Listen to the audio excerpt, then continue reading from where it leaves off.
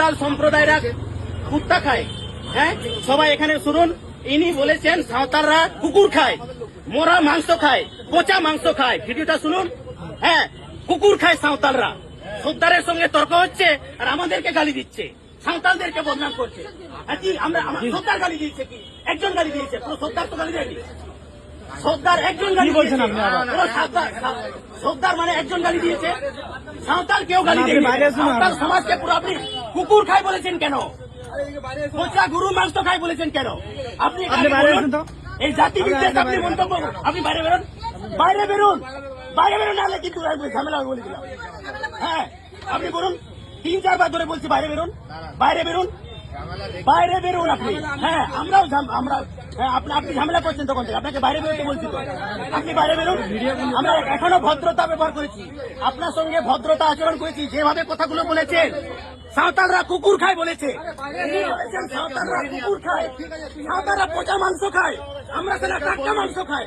হ্যাঁ, সাঁওতালরা কুকুর খায় বলেছে, আপনি সাঁওতালরা কুকুর খায় বলেছেন কেন? আপনি বেরোন।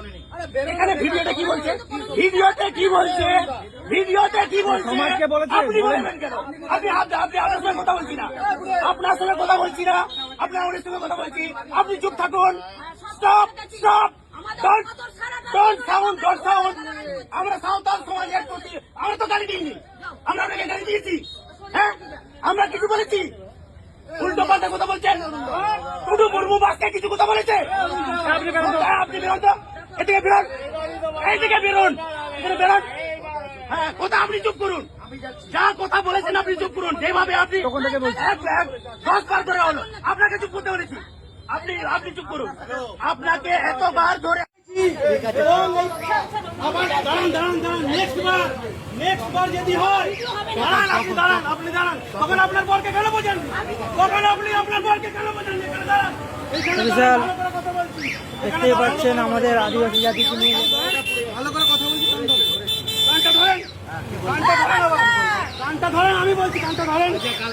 সাঁওতাল সমাজ আপনার কাছে আমি যে ভুল মন্তব্য কথা বলেছি তার জন্য আমি ক্ষমা পাচ্ছি, এবং দাঁড়ান, আপনি দাঁড়ান।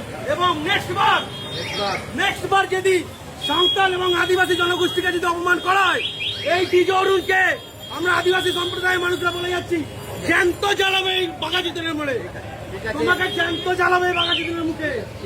সুতরাং যাওয়ার কোনো সময় আছে, ঠিক আছে? যারা আছে রমজান হয়ে গেছে এখানে, হবে না, সরি না, কান ধরো, কান ধরতে হবে। তুমি যে কাজটা করেছো কান ধরতে হবে, দেশের রাষ্ট্রপতির অপমান হয়েছে না, কান ধরো, কান ধরো, কান ধরো। বলো সাঁওতাল জাতিকে অপমান করেছে, আমি ক্ষমা চাইছি, আমি ক্ষমা চাইছি।